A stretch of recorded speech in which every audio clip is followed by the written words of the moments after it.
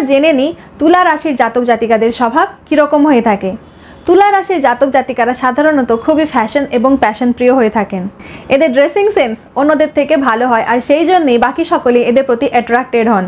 কাজের জায়গাও এদের ব্যবহার বেশ ভালো হয়ে থাকে, তবে মানুষ কখনো কখনো এদেরকে ঠকিয়েও দেয়। এদের কোথাও টাকা ফেঁসে যাওয়ার কিন্তু চান্স থাকে। এরা সব দিক ব্যালেন্স করে চলতে বেশ ভালো পারেন। তুলা রাশির জাতক জাতিকারাও বেশ ইমোশনাল হন, বিশেষ করে অন্যের দুঃখে এরা খুবই শরিক হন।